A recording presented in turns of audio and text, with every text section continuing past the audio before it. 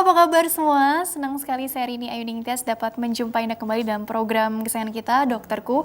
Disiarkan langsung dari studio El Sinta TV dan 95,7 FM Fit Radio Semarang. Seperti biasa, selama 1 jam ke depan, kami akan menyajikan informasi seputar kesehatan Anda dengan tema kali ini spesifik ya, mengenai hernia inguinalis. Bagi Anda yang ingin tanya langsung, silakan di 021 2520 666 atau bisa juga kirim pertanyaan Anda pemirsa ke email kami di dokterkuelsinta@yahoo.co.id ya. Dan hari ini kita kehadiran dengan Dr. Gisela Karina Setiawan SPB. Beliau adalah dokter spesialis bedah dari Rumah Sakit Hermina Jatinegara. Kita sapa dulu Dr. Gisela ya, yang sudah hadir di samping saya. Dr. Gisela, apa kabar? Baik, selamat pagi. Ya, kabar baik juga dari aku ya dok ya. Hari pagi, ini, hari ini kita mau bahas seputar hernia inguinalis gitu ya. Ini istilah medis sekali gitu ya dok ya. Tapi mungkin banyak juga orang-orang yang belum terlalu familiar gitu ya dengan apa sih yang dimaksud dengan hernia inguinalis. Tak kenal sama kata sayang, maka kita pelajari dulu nih. Sebenarnya dari segi definisi yang dimaksud dengan hernia inguinalis itu apa dokter? Atau mungkin orang awam taunya apa sih gitu ya dok ya? Ya, jadi saya mau menjelaskan dulu secara definisinya dari hernia inguinalis itu kan bahasanya medis sekali ya. Nah, jadi kalau dari pengertiannya, kalau hernia itu sendiri adalah adanya suatu penonjolan dari isi rongga. Penonjolan dari isi rongga akibat adanya suatu defek atau adanya suatu kelemahan dari dinding rongga tersebut. Jadi adanya penonjolan karena kelemahan ya. Nah, biasanya di sini yang paling banyak yang menonjol yang isinya itu adalah usus gitu. Nah, kalau misalkan sehingga nanti dapat kita lihat, dapat kita raba. Nah, untuk hernia inguinalis ini karena hernia itu banyak sekali ya, nggak cuman di pada daerah inguinal. Inguinal itu sendiri artinya adalah pada daerah sekitar lipat paha. Nah, jadi hernia itu dinamakan juga banyak namanya sesuai dengan dari lokasi anatomisnya. Betul. Nah, yang ini 75%, kenapa kita bahas di sini? Karena 75% hernia atau penonjolan ini yang biasanya berupa usus, itu terjadinya pada daerah lipat paha, itu 75%. Nah, sementara ada lagi hernia lain yang mungkin misalkan pada daerah pusar, disebut juga sebagai hernia umbilikalis. Kemudian pada daerah femoral ya, pada daerah paha itu femoralis, ada juga karena hernia bekas sayatan atau irisan luka operasi, kita temukan hernia insisional sekitar 10%. Insisional tuh, pasca operasi gitu ya. Oke. Itu jadi kenapa kita bahas di sini hernia inguinalis, karena letaknya di sini adalah pada daerah lipat paha paling banyak, sekitar 75%, dan kasus hernia ini juga Iya, 75% tadi ya dok ya. Oh, jadi hernia tuh ada banyak jenisnya, tapi ini karena tergantung lokasinya ya. tergantung Namanya tergantung lokasinya. Tadi kan di lipatan paha gitu ya. Jadi sebutnya inguinalis gitu ya dok ya. Dan cukup banyak case-nya. Cukup banyak case-nya. Anak-anak atau orang dewasa nih maksudnya dok? Nah, hernia ini ada dua nih ya. Ada yang kongenital, jadi yang dia didapat sejak lahir, atau dia yang didapat jadi nanti terjadi setelah di kemudian hari, misalkan setelah dewasa. Nah, yang pada anak-anak ini biasanya yang dia genital memang dari lahir gitu. Prosesnya juga berbeda ya penyebabnya karena dari hernia yang biasanya pada dewasa. Namun jika ini hernia ditemukan pada dewasa, itu insidensinya akan semakin meningkat sesuai dengan dia usianya. Jadi semakin usianya semakin tua, maka akan insidensinya semakin tinggi karena banyak sekali faktor resikonya ya, yang nanti bisa dibahas ya dok. Tapi kita jeda dulu ya dok ya, nanti lanjutkan kembali setelah break dulu ya. Baiklah pemirsa, jangan kemana-mana, tetaplah bersama kami akan kembali sesaat lagi.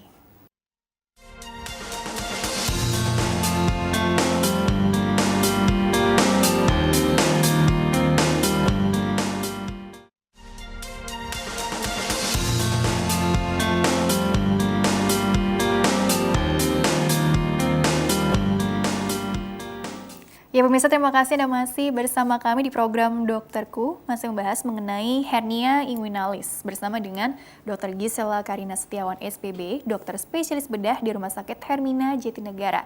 Bagi Anda yang bertanya silakan di 021 2520 atau bisa juga kirim pertanyaan Anda selengkap mungkin ke email kami di dokterkuelsinta@yahoo.co.id.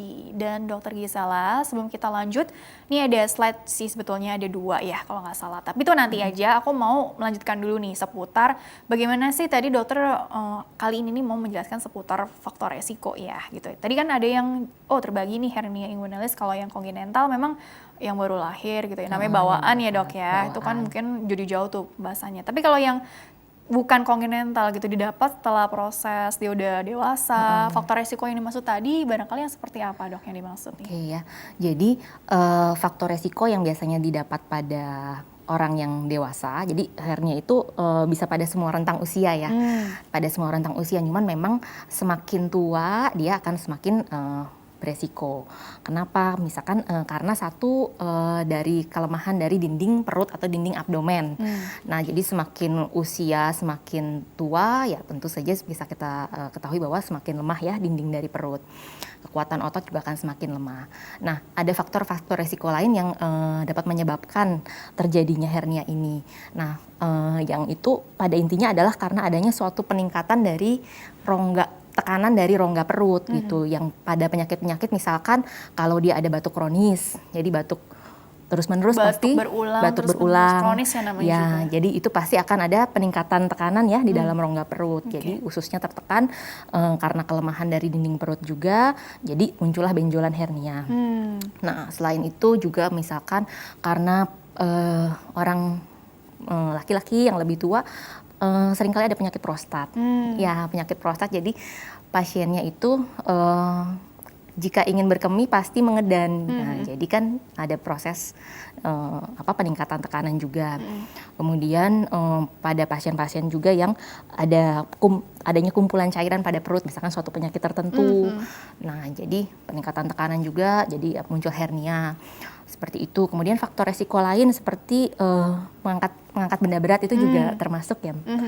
Masuk ya dengan mengangkat benda berat, atau pasiennya ada riwayat merokok. Jadi merokok itu juga faktor resiko. Faktor resiko ya. Berarti kalau logikanya kalau peningkatan tekanan ini akan membuat resiko tersendiri terhadap terjadinya hernia inguinalis, apakah mungkin ya berat badan atau penyakit-penyakit lain apapun sih yang ada gejala batuk kroniknya ini gitu ya dok? Atau mungkin ibu hamil atau apa gitu ya. Nah, jadi sebenarnya logikanya bagaimana dok? Karena itu tadi kata-katanya peningkatan tekanan ya, atau mungkin pada orang obes atau apa gitu, bisa nggak? Kalau obes sih mungkin volumenya sama kali ya di dalam rongga perut ya. Yang ini kan volume di dalam rongga perut yang dia itu melewati dari normal, jadi ada tekanan yang berlebih gitu. Tekanan yang berlebih begitu. Tekanan yang berlebih dari rongga perut. Jadi kalau mungkin dia volumenya normal ya tidak beresiko ya. Ya, jadi ada berbagai faktor juga yang dapat menyebabkan. Misalkan ada kondisi kalau ibu hamil kayaknya enggak ya Mbak. Jadi berarti lebih ke tadi juga ada faktor riwayat penyakit sebelumnya yang lain seperti prostat tadi juga ya. Prostat, batuk kronis, kemudian ada kumpulan cairan dalam perut seperti ini bilang asites. Jadi ada misalkan pasien-pasien yang yaitu dengan ada kumpulan cairan dalam perut, apakah dia karena penyakit ginjal ataukah karena penyakit hati, gangguan hati, itu perutnya menjadi lebih membesar, tentu ada faktor merupakan faktor resiko untuk terjadinya suatu hernia. Tapi ini berarti perjalanan yang cukup panjang ya dok, kalau dilihat dari gejala tadi kan batuk kronik, terus sebelumnya ada riwayat prostat atau kebiasaan mengangkat benda berat gitu, belum lagi posisinya kurang tepat gitu ya. Ini jadi ya seperti yang tadi dibilang bahwa ini memang resikonya kalau pada orang dewasa ya meningkat seiring dengan usia karena tadi ada membutuhkan suatu kebiasaan proses tadi ya. Untuk terjadinya itu. Kecuali yang memang tadi kongenital ya, ini memang suatu pembahasan khusus ya dok ya. Tapi ntar waktunya takut nggak cukup nih. Nah, ini ada slide dulu yang mungkin dibahas dulu satu persatu ya. Slide ini ada 2 tapi menarik nih. Nah, slide pertama ini menggambarkan ini anatomisnya gitu ya, atau gambaran dari usus yang menonjol tadi dok. Sebenarnya saya mau menjelaskan di slide ini tuh hernia itu dia ada 3 komponen. Nah, yang pertama pasti ada komponen isinya dalam hal ini usus ya isinya. Yang kedua kantung, jadi hernia itu punya kantung. Jadi tidak ususnya langsung tiba-tiba mencuat ya, dia ada kantongnya. Dan yang ketiga itu cincin. Nah, cincin tuh yang bisa menjerat. Nah, ini yang nanti berbahaya jika cincin ini menjerat, nanti bisa menimbulkan terjadinya komplikasi dari hernia. Kalau yang untuk dinding pembatasnya itu yang berarti akibat tadi kan ada tekanan ya dok yang berlebih, tapi dindingnya itu sendiri berarti daya tahannya itu tergantung dari apa juga ya dok ya?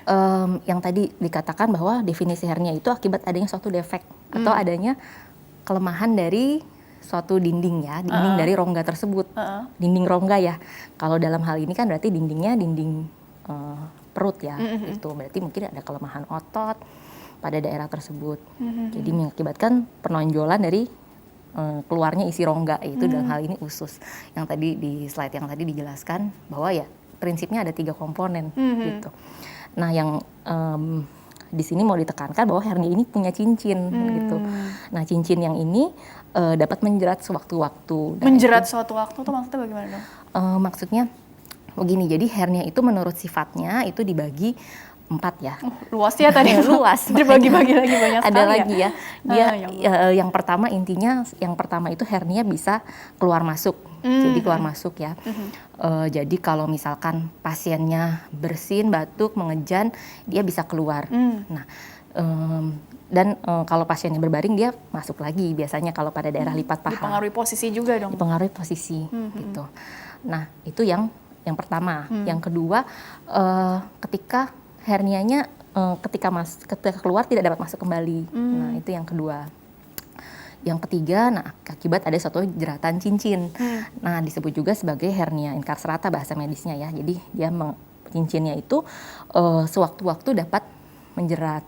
Nah, ini yang kita bisa kasih tahu ke pasien bahayanya kalau cincin yang ini menjerat dari suatu isi rongga tersebut, dalam hal ini usus. Jadi kayak menyempit begitu menyempit, mengakibatkan kalau pada incarcerata itu gangguan pasase. Jadi pasiennya susah buang air besar, susah buang angin, perutnya kembung, ada mual, ada muntah. Kompleks sekali ya? Ya, itu yang harus ditangani segera. Segera, itu urgent lah ya. Karena kan keluarnya tadi urgent. udah kebayang ya, mengganggu kualitas hidup sekali gitu ya. Bukan sekedar kosmetik lagi nih gitu. Bukan ya. sekedar kosmetik, tapi juga fungsi ya dari itu. Berarti mengakibatkan sumbatan. Gitu, itu harus ditangani segera. Kalau untuk hernia yang pertama dan kedua yang masih bisa keluar masuk tanpa adanya sumbatan, itu kita bisa rencanakan operasinya itu terjadwal atau elektif. Namun kalau yang sudah menjerat, nah ini operasinya harus darurat. Gitu. Darurat ya, jadi langsung ke IGD lah ibaratnya. Harus langsung ke IGD, nah ini yang penting di.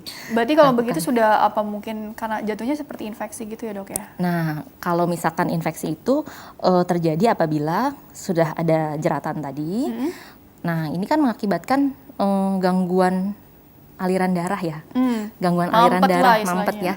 Jadi tersumbat, usus yang di daerah tersebut itu tidak lagi vital, tidak lagi bisa hidup dengan baik gitu, mengakibatkan nanti bisa kematian dari usus yang di situ. Itu pasiennya pasti kondisinya akan lebih buruk ya. Jadi infeksi menyeluruh. Tapi apakah maksudnya mengancam nyawa nih kalau tidak ditangani? Tadi kan udah istilahnya, ngeri juga ya gitu ya. Kalau juga, ya? Pasiennya itu kondisinya sudah namanya strangulata ya, dia sudah ada gangguan aliran darah. Itu kan karena ada kematian dari usus, berarti bisa saja ususnya pecah atau di situ ya. Pecah ususnya. Yang mengakibatkan infeksi, sepsis pasiennya. Bengkak atau? Ya, jadi kondisinya menyeluruh, jadi infeksi berat. Nggak cuma lokal aja, tapi bisa cuma lokal, tapi juga sistemik. Sistemik tadi, organ-organ lain gitu ya dok ya? Organ lain. Walah, oke. Ya, slide selanjutnya dulu deh kalau begitu ya. Dilanjutkan. Slide yang kedua, tadi slide pertama sudah ya secara oke. Nah ini gambar apa ini? Ini gambar dari hernia inguinalis ya. Ini saya mau menjelaskan ini dari lokasi anatomisnya. Jadi yang dinamakan hernia inguinal itu ya, itu hernia itu terjadi pada lipat paha. Biasanya pada daerah jaras turunnya testis ya. Nah itu cincinnya itu bisa kita lihat tuh. Dia bisa saja menjerat pada daerah tersebut. Itu ukurannya seberapa sih dok? Maaf dok, kan aku nggak pernah melihat ya. Ukurannya bervariasi ya. Itu tergantung jadi lokasi ususnya ini dan kantongnya ini sampai kemana. Biasanya pada lipat paha, namun jika sudah semakin lama dibiarkan, maka hernia ini bisa jatuh sampai ke skrotal ya, sampai ke buah. Tapi ini satu sisi lipat paha aja ya dok ya? Atau tergantung juga dok? Biasanya ini bisa terjadi di satu sisi ataupun di dua sisi gitu. Jadi pada pasien tertentu bisa saja pada dua sisi. Bisa aja pada dua sisi. Jadi kalau tertentu. dilihat dari gejala tadi kan memang ternyata ada tingkatan-tingkatannya juga begitu ya dok ya? Ya, untuk yang tadi masih bisa masuk dengan sendirinya tergantung perubahan posisi. Tidak bisa masuk sampai yang jeratan tadi ya. Kalau nyeri udah pasti nyeri, atau kalau yang di awal nih masih ringan gitu sehingga tidak terlampau menyiksa gitu. Untuk dari gejalanya ya kalau yang awal-awal itu pasti cuman adanya mengeluhkan benjolan yang keluar masuk, hilang timbul sesuai dengan perubahan posisi tadi ya. Kalau bersin, batuk, mengedan, dia keluar hilang dengan berbaring. Namun jika yang sudah ada jeratan, nah dia pasti menimbulkan gejala tadi, nyeri, bengkak, gangguan buang air besar ya, buang air besar, kembung, nggak bisa buang angin, bahkan bisa muntah karena ada suatu sumbatan dari saluran cerna. Nah yang terakhir pasti ada suatu gejala infeksi jika dia sudah komplikasi ke yang strangulata tadi. Jadi pasiennya mulai demam, kemudian adanya peningkatan nadi, suhunya meningkat, dari pemeriksaan laboratorium juga pasti leukositnya meningkat karena ada suatu kondisi infeksi pada daerah tersebut. Berarti kalau yang ditangani dengan pembedahan ini kasusnya kalau yang sudah urgent tadi atau dari yang ringan sekalipun bisa sih gitu ya kan, zaman sekarang udah makin canggih nih dok. Logikanya bagaimana dok kalau masih di awal-awal butuh treatment yang ke pembedahan atau posisi aja gitu, mungkin dengan olahraga tertentu bisa secara tidak langsung menguatkan si dindingnya tadi atau bagaimana dok? Ya, jadi untuk tata laksana hernia itu dibagi dua ya. Untuk konservatif atau tindakan yang tidak memerlukan operasi, itu hanya untuk membantu saja sebelum nanti dilaksanakan tindakan operasi. Jadi memang kalau ada kondisi kita menemukan diagnosis hernia sudah ditegakkan, diagnosisnya dengan pemeriksaan fisik, dan dengan dari secara klinis sudah ditegakkan, ini adalah suatu indikasi operasi. Nah, konservatif itu paling kita lakukan seperti reposisi ataupun pemakaian penyangga. Oke, baik, penyangga coba saja. Ditahan dulu sebentar ya dok ya. Ini ada suara penelpon masuk nih. Coba disapa dulu ya, insya Allah terhubung dengan baik nih. Halo, dengan siapa di mana? Dengan Pak Endang Bu, dari Karawang. Bapak Endang dari Karawang. Usia berapa? Keluhannya apa? Dan langsung pertanyaannya deh kalau begitu ya Pak. Ini anak saya Bu, ada hernia dari lahir. Oh, anaknya. Nah, udah 9 tahun, dia kan dioperasi Bu.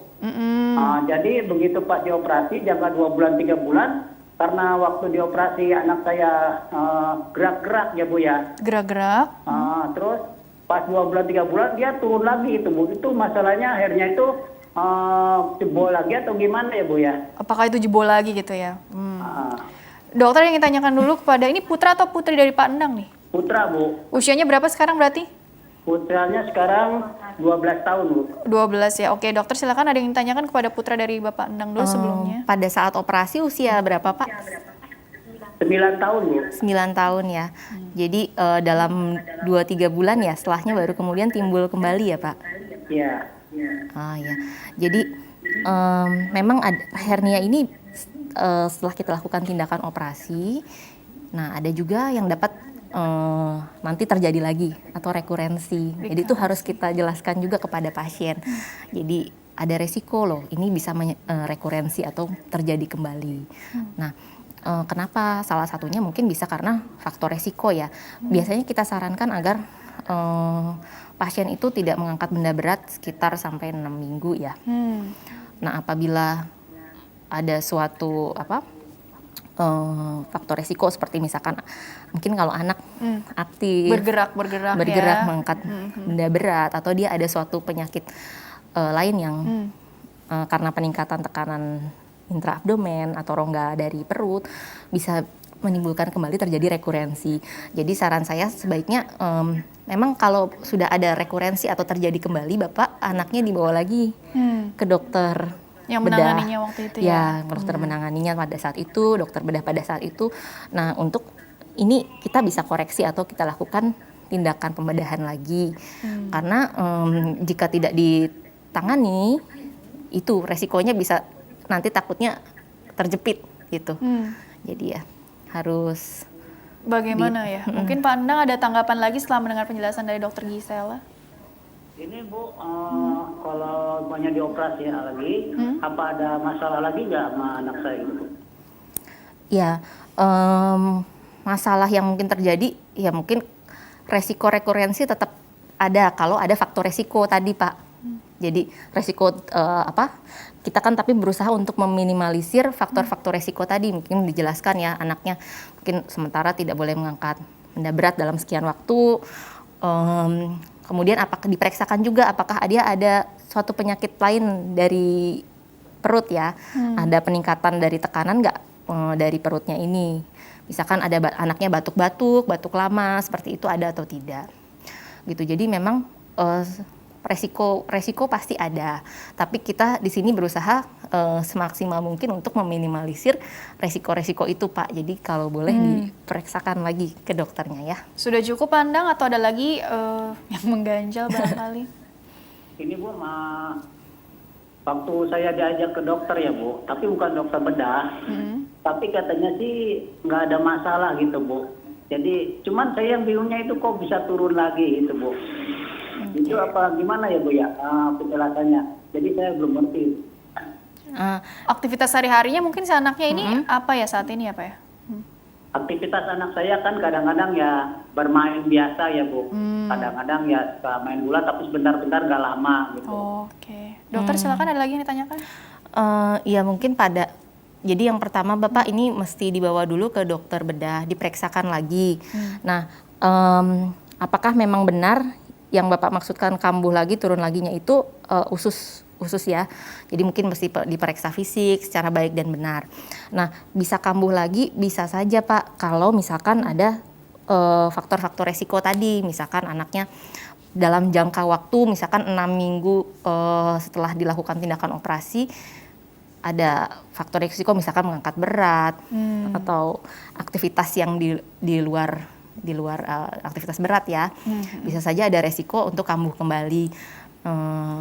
Nanti mungkin bisa dikonsultasikan juga ke dokter yang menangani ya. Baik, awalnya. Oke. Kurang lebih seperti itu ya. Terima kasih Pak Endang ya sudah berpartisipasi. Jadi tadi sarannya mungkin bisa konsul lagi ke dokter bedah anaknya ya Dok ya? Atau dokter anak, dokter bedah anak mana tuh Dok? Dokter bedah anak juga bisa. Oh iya, ada gitu. dokter bedah Kurang anak, lebih dokter supaya bedah. nanti bisa dilihat langsung kondisinya, dilihat langsung ngobrol kondisinya. langsung. Begitu ya Dok ya.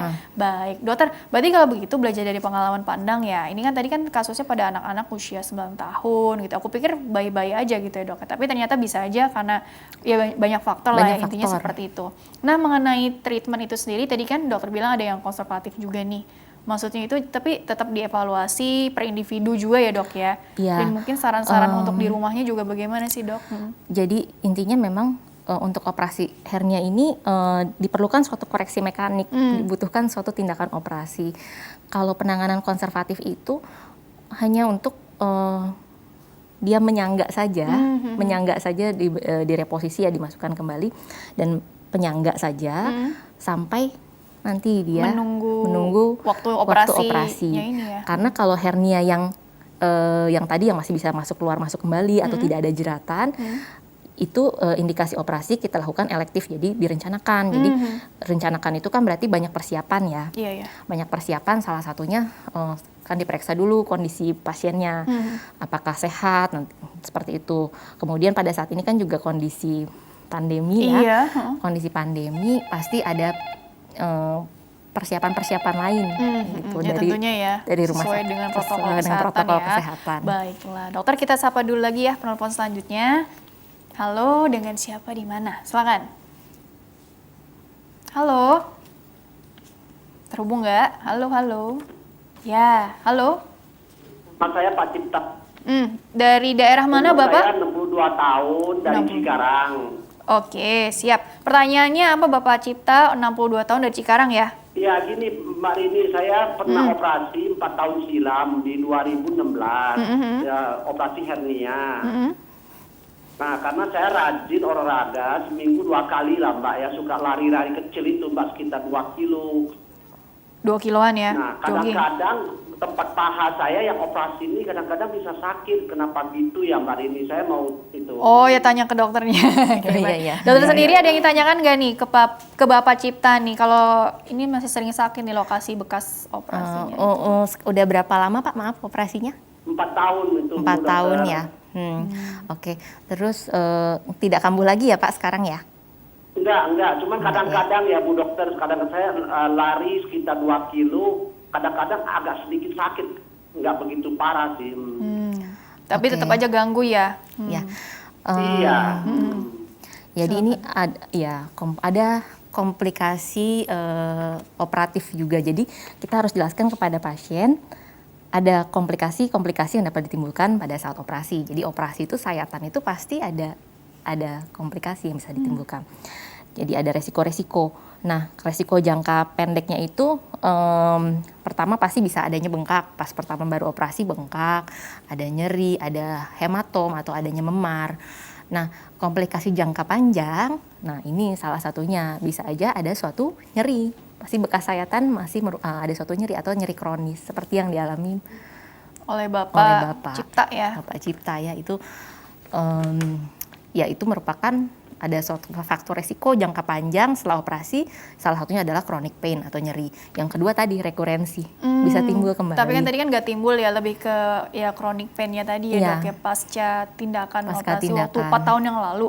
Tapi sebenarnya berarti kalau begitu, kalau mau konsul lagi ke bagian mana sih Dok? Apakah mungkin nanti barangkali ada apa ya, tindakan untuk mengurangi gejala atau memperbaiki kualitas hidup juga, kan nggak nyaman juga kalau setiap olahraga terasa nyeri gitu ya Dok ya. Ini biasanya konsul kemana ya Dok kalau untuk lebih detailnya nih? Untuk ini pertama pasti kembali lagi ya ke dokternya, mungkin disampaikan dulu untuk tindakan awal sih mungkin bisa dengan pereda nyeri, tapi apabila dibutuhkan suatu pain management atau suatu manajemen untuk nyeri, itu nanti mungkin bisa dikonsulkan lagi apakah ke dokter yang khusus ya untuk mengatasi nyeri. Oke. Seperti itu, ada juga mungkin terapinya nanti bisa Mungkin apa rehab dikonsulkan medik ya. atau apa gitu. Tapi ya itu nanti bisa tanya dulu deh ke dokter yang waktu itu menanganinya ya Dok ya, Ya. untuk mengurangi. Intinya untuk Tapi- manajemen nyerinya itu ya Dok ya. Untuk manajemen nyerinya. Oke. Karena ada dokter yang khusus juga ya untuk Iya. Berarti kalau begitu ngomong-ngomong Pain ya Dok ya, management. untuk tindakan operasinya itu ya Dok ya. Berarti aku mau nanya nih, sayatan itu sendiri tuh sebetulnya tuh seberapa lebar atau seberapa kecil? Soalnya kan sekarang ada istilahnya bedah minimal invasif lah atau apa. Oh, ya. Kan memang setiap tindakan ada resikonya dong, tapi kita pasti mau yang terbaik dong untuk menekan resiko-resiko itu di masa depan. Ya. Jadi bagaimana diskusi dengan pasien Ini, biasanya Dok? sebagai gambaran ya untuk tindakan operasi itu, ini saya kasih sejarahnya dulu ya. Sedikit aja kali ya. Ya, sedikit aja. Ya pada operasi untuk operasi hernia yang lampau sekitar ya tahun lampau ya, itu dia operasinya itu mengikatkan otot dengan ligamen ya. Jadi biasanya menimbulkan nyeri. Itu dulu banget tuh. Itu dulu. Iya. Menimbulkan nyeri. Nah, yang kedua, sekarang sekitar tahun 80-an ini teknik operasinya ada yang tension free atau bebas regangan. Jadi tidak dengan diikat lagi antara otot dan ligamen, itu kan ada suatu celah ya. Ada satu celah yang itu celah lemah. Jadi ada defek yang harus kita tutup. Oke. Gitu. Nah, kalau dulu direkatkan, jadi nyeri. Kalau yang sekitar tahun 80-an ke sini sudah memakai namanya mesh ya. Dia suatu prostesa, jadi bahan sintesis yang digunakan untuk mengisi atau menutup Oh iya. menutup defek. Nah, Mesh ini juga istilahnya. mengurangi angka kekambuhan sekitar 50 sampai 75%. Bisa saja kambuh kembali, bisa karena ada faktor resiko tadi, tapi mengurangi resiko dan mengurangi nyeri juga. Walaupun pasti ada faktor resiko juga ya, kita pasang benda asing di situ. Rejection atau tubuh kita menolak juga bisa. Itu harus jelaskan juga kepada pasien. Nah, sudah tahun 90-an ke sini sudah yang tekniknya laparoskopi. Cuman laparoskopi ini memang ini bagus, baik gitu ya. Namun pasti ada kekurangan dan kelebihannya. Kalau untuk yang laparoskopik pasti luka operasi lebih minimal, pasiennya nyerinya juga lebih sedikit, bisa kembali ke aktivitas lebih cepat. lagi. Namun pasti satu cost-nya juga agak lebih mahal ya. Iya. Mau Cost-nya, nggak mau ya memang seperti itu kan. ya yang kedua operasinya kan dia lebih lama. Biasanya ini dilakukan kalau ada saya suatu baca, jadi pasien ini apabila ada rekurensi seperti tadi timbul kembali, nah ini kita rekomendasikan untuk lakukan tindakan laparoskopi. Atau pasiennya bilateral kanan kiri hernianya, jadi disarankan untuk laparoskopik jika pasiennya setuju gitu. Cuman memang operasi laparoskopik ini dia mungkin agak lama ya. Jadi harus ada seleksi pasien juga. Iya, dilihat dulu kriterianya ini istilahnya cocok apa enggak sih dalam tanda kutip ya dok ya? Iya, cocok atau enggak, misalkan ada faktor resiko juga enggak, karena ini misalkan ada penyakit jantung atau apa, kita pilih yang lebih baik ya untuk pasien. Benar. Kalau yang operasi dengan sayatan ya, itu dilakukan ya di lipat paha juga. Pasti ya open surgery ya, sayatannya nggak terlalu besar sih, normalnya memang tidak terlalu besar, tapi ya pasti ada lebih nyeri, ada numbness, jadi ada mungkin nggak kerasa ya daerah situ ya, mati rasa, mati rasa ya di daerah situ juga pasti ada tergantung kasus lah ya, ibaratnya seperti itu ya dok ya. Oke dokter, kita masuk ke pertanyaan email dulu ya, ini sudah ada ininya tandanya nih ya. Jadi bagi Anda yang bertanya via mail, silakan kirim saja pertanyaan ke email kami di drkuelsinta@yahoo.co.id. Jangan lupa format lengkapnya di bawah ini, nama, usia, asal kota Anda, serta pertanyaannya kalau bisa sedetail mungkin ya, untuk membantu dokter juga memberikan tanggapan. Baik, ini pertanyaan pertama dulu nih, dari Mas Arif, usianya 30 tahun dari daerah Pacitan. Dok, apakah kondisi saya ini tergolong parah ya dok ya? Saya ada benjolan di pinggir dubur, ukuran kira-kira sebesar atau selebar kacang. Terkadang sampai bernanah dan berdarah-darah dokter. Bagaimana pengobatannya? Apakah harus dibedah dok? Terima kasih. Mungkin tanggapannya sedikit saja ya, karena aku lihat ini tidak bukan hernia inguinalis, atau mungkin apa nih, kan dokter bedah, jadi beri tanggapan mungkin singkat saja ya dok ya, sebelum kita move on ke pertanyaan selanjutnya nih. Iya. Untuk benjolan di sekitar dubur itu bisa bermacam-macam ya, mesti dilihat dulu secara klinisnya, benjolan seperti apa ini gitu. Apakah apakah dia tumor atau dia suatu wasir, itu mesti dilihat dulu dengan jelas. Jadi pasiennya ini mesti datang ya, sebenarnya harusnya ke dokter untuk memang benar-benar diperiksakan secara klinis. Jadi dari pemeriksaan fisik ini benjolannya seperti apa gitu. Nah, untuk parah atau tidaknya ya tergantung nanti dari hasil pemeriksaan dokternya gitu. Berarti kalau memang ada nanah, itu berarti ada suatu infeksi ya yang harus ditangani. Jadi saran saya sih harus diperiksakan ya, walaupun ini lagi pandemi ya, di tengah pandemi COVID-19. Jadi kalau ada benjolan kan curiganya apa nih, dilakukan pemeriksaan, standarnya seperti apa, nanti mungkin bisa diskusi langsung ke dokter spesialis bedah yang terdekat di kota Anda gitu ya. Baik dokter, kita jeda dulu sebentar ya, nanti lanjutkan di segmen terakhir. Nanti kalau masih bisa menampung satu pertanyaan lagi, mungkin insya Allah bisa dokter beri tanggapan ya, tapi kalau nggak nanti langsung ke kesimpulan atau materi aja ya. Baiklah pemirsa, jangan kemana-mana, tetaplah bersama kami akan kembali sesaat lagi.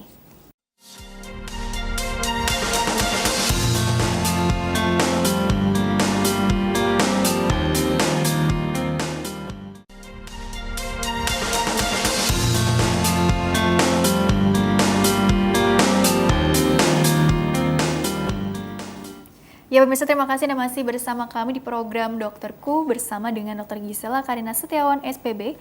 Beliau adalah dokter spesialis bedah di Rumah Sakit Hermina Jatinegara. Masih membahas mengenai hernia inguinalis. Dr. Gisela, dilanjutkan kembali ya dok ya pembahasannya sebelum closing statement. Jadi karena waktunya terbatas, jadi satu pertanyaan ini dikorbankan gitu ya dok ya. Aku balik ke materi ya dok ya, mengenai bahwa kan sekarang di tengah pandemi COVID-19 ini barangkali gitu ya, ada teman-teman di luar sana yang sebetulnya nih mulai merasakan gejalanya nih, tapi karena khawatir atau apa, jadi kan menunda pemeriksaan atau treatmentnya barangkali ya. Jadi sebenarnya kalau untuk pemeriksaan tuh, kalaupun ini tadi kan pertanyaannya ada benjolan nih gitu ya, benjolan di area mana sih yang harus lebih spesifik kita, atau benjolan di area manapun ya kita harus curiga gitu dok, sehingga perlu pemeriksaan mungkin ke dokter bedah dan nanti penanganannya juga seperti apa, alurnya juga seperti apa sih dok untuk pemeriksaan lebih dini lah katakanlah.